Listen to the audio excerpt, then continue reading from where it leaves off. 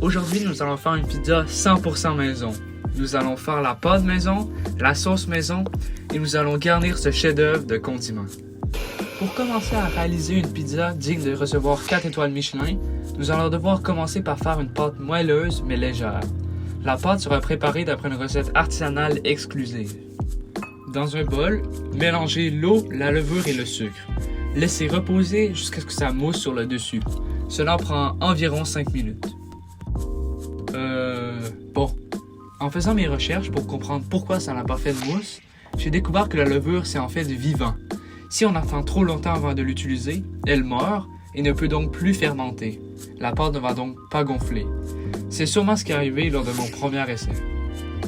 Donc, comme je disais, dans un bol, mélangez l'eau, la levure et le sucre. Laissez reposer jusqu'à ce que ça mousse. Dans un bol, déposez 2 tasses de farine et 1 cuillère à thé de sel. À l'aide du robot culinaire, en faisant mes recherches pour écrire le script de la vidéo, je me suis rendu compte qu'en réalité je possédais un robot culinaire. Mais je pensais pas que ça ressemblait à ça.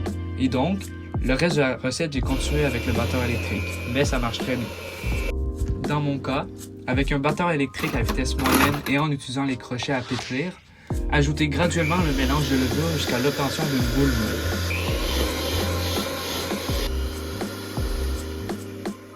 Sur un plan de travail légèrement fariné, pétrez la pâte quelques minutes.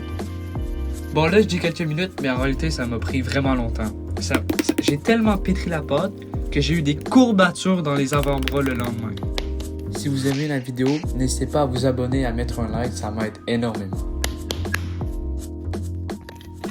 Formez une boule avec la pâte et déposez-la dans un bol légèrement huilé. Couvrir d'un linge et laisser gonfler 30 minutes dans un endroit tiède et humide. Coupez la pâte en 2. Maintenant, vous avez 3 choix. Vous pouvez soit utiliser la pâte immédiatement ou l'envelopper dans une pellicule de plastique et la laisser réfrigérer pour un maximum de 48 heures. Sinon, congélez-la et elle se gardera de 3 à 4 mois. Pour ma part, je vais directement utiliser la pâte. Je vais préparer 2 pizzas de 20 cm à croûte généreuse.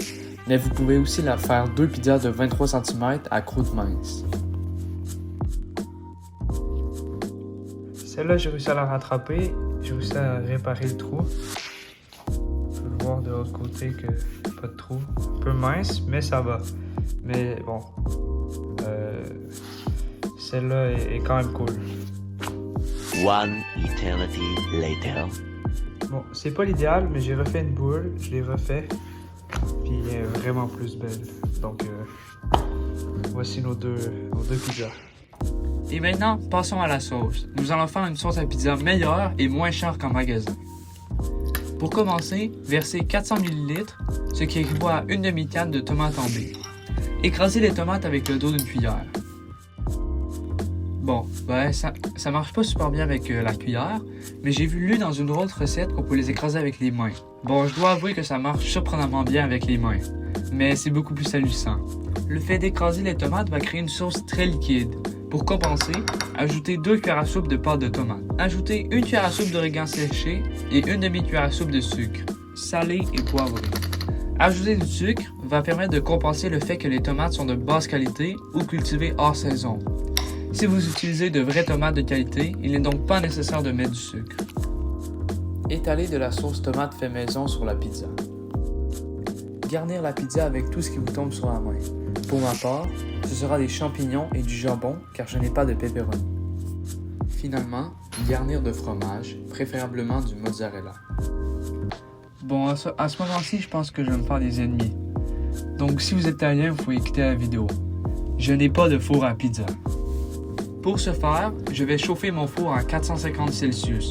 Le mieux est d'abord de pré-cuire la croûte de 3 à 4 minutes, mais je savais pas, alors j'ai cuit la pizza pendant 15 minutes jusqu'à ce que le fromage dore sur le dessus. Vous devez toutefois ajouter ce temps en fonction de votre four. Et voilà, par vos propres mains, vous venez de faire un classique de la cuisine italienne, une pizza maison.